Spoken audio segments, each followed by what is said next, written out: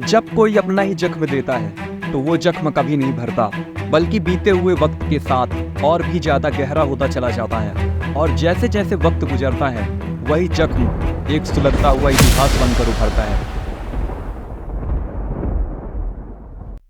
ऐसा ही एक जख्म हैदराबाद भारत को दे गया, जो इतिहास के पन्नों में हमेशा हमेशा के लिए अमर हो गया। हैदराबाद जो भारत के बीचों बीच बसा एक महत्वपूर्ण राज्य था, और उन दिनों वहां निजाम उस्मान अली खान की हुकूमत थी। देश का माहौल गर्म था, क्योंकि भारत और पाकिस्तान का बंटवारा हो चुका था।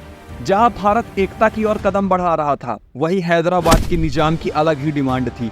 वो एक अलग राष्ट्र चाहते थे, और इस मांग को पूरा करने के लिए वो किसी भी हद तक जाने के लिए तैयार थे।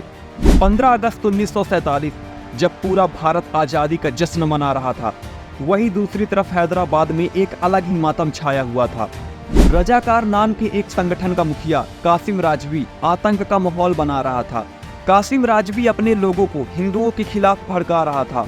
इतना ही नहीं, हैदराबाद के आसपास के इलाकों में भी उसने आतंक मचा रखा था। महिलाओं के साथ अत्याचार करना, इलाकों से निकलने वाली ट्रेनों को लूटना, निर्दोष लोगों की हत्या करना अब उसका पेशा बन चुका था। उन दिनों भारत सरकार ने इस मुद्दे को शांतिपूर्ण तरीके से हल करने की कोशिश की। जवाहरलाल नेहरू चाहते थे कि हैदराबाद भारत में शांति के साथ विलय हो जाए, लेकिन निजाम उस्मान अली खान इस बात के लिए कतई तैयार नहीं थे, बल्कि वो भारत से युद्ध भी करने के लिए तैयार थे, जिसके लिए उन्होंने पाकिस्तान और विदेशों से हथियार मंगाना भी शुरू कर दिया था, ताकि भारत के खिलाफ जंग छेड़ी जा सके। क्योंकि उन्हें किसी भी कीमत पर हैदराबाद को भारत से अलग करना था या पाकिस्तान का हिस्सा बनाना था। लेकिन भारत के बीचों बीच ऐसा राज्य होने की वजह से ये संभव नहीं था कि हैदराबाद को पाकिस्तान का हिस्सा बनाया जाए। अब उस्मान अली खान को गवर्नर जनरल लॉर्ड माउंटबेटन ने एक सुझाव दिया कि हैदराबाद में वोटिंग कराई जाए, ताकि सभी लोग अपनी अपनी राय दे सके।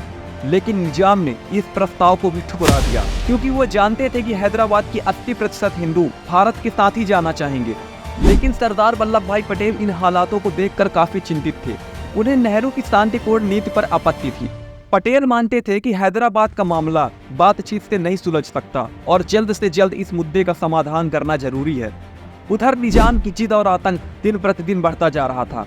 निजाम की जिद और बढ़ते आतंक से स्थिति दिन प्रतिदिन बिगड़ती जा रही थी। निजाम की जिद और बढ़ते आतंक से स्थिति ऐसी बन गई थी जो अब बर्दाश्त से बाहर थी। इस बिगड़ती हुई स्थिति को देखकर सरदार वल्लभ भाई पटेल ने एक निर्णय लिया, और भारतीय सेना के जनरल करियप्पा और सेना के वरिष्ठ अधिकारियों की सलाह ली और एक योजना बनाई, और इस योजना को नाम दिया ऑपरेशन पोलो। अब ऑपरेशन पोलो का एकमात्र उद्देश्य था निजाम के शासन को समाप्त करना, और ये सिर्फ जंग से ही मुमकिन था। 13 सितंबर 1948 को भारतीय सेना ने सुबह 4 बजे हैदराबाद में प्रवेश किया और निजाम की सेना पे हमला बोल दिया।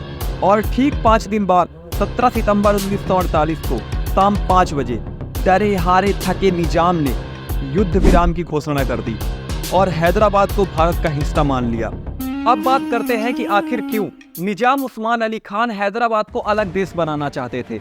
इसके पीछे की वजह सिर्फ अंग्रेज थे, क्योंकि उन्होंने हमेशा से ही फूट डालो और राज करो की नीति अपनाई थी। और उन दिनों जितने भी प्रिंसली स्टेट थे, उन सबको अंग्रेजों ने अलग अलग शासन करने की सलाह देकर उनके कान भरे थे। आपसे बता दूं कि प्रिंसली स्टेट वो स्टेट थे जो कभी अंग्रेजों के गुलाम नहीं बने, बल्कि अपनी बेशुमार दौलत से अंग्रेजों को हमेशा खुश किया, जिससे अंग्रेज भी इन पर मेहरबान रहते थे। हैदराबाद भी उन दिनों एक प्रिंसली स्टेट था, और यहाँ शासन कर रहे निजाम उस्मान अली खान दुनिया के सबसे रईस लोगों में से एक थे, जो अंग्रेजों के बहकावे में आ गए थे। उन्हें ऐसा लगता था कि बेशुमार दौलत की वजह से वो जो चाहे वो हासिल कर सकते हैं, लेकिन उनकी ये सोच गलत थी, क्योंकि उनके रास्ते में भारत के आयरन मैन सरदार वल्लभ भाई पटेल थे, जो हैदराबाद को किसी भी हालत में दूसरा पाकिस्तान नहीं बनने देना चाहते थे। लेकिन ये सब सिर्फ सरदार वल्लभ भाई पटेल जी की वजह से संभव था, क्योंकि उन्होंने सही समय देख के भारत के लिए निर्णय लिया। भारत के आयरन मैन सरदार वल्लभ भाई पटेल जी की वजह से आज हैदराबाद भारत का हिस्सा है, नहीं तो ये एक अलग पाकिस्तान होता जो हम सब के लिए खतरा बनता। सरदार वल्लभ भाई पटेल के सही निर्णय ने भारत का भविष्य सुरक्षित किया है। ये देश उनका उपकार कभी नहीं भूलेगा। जय हिंद। तो अगर आपको वीडियो पसंद आई होगी तो प्लीज़ लाइक और सब्सक्राइब कर देना। हम मिलेंगे अगली वीडियो में, तब तक के लिए बाय बाय।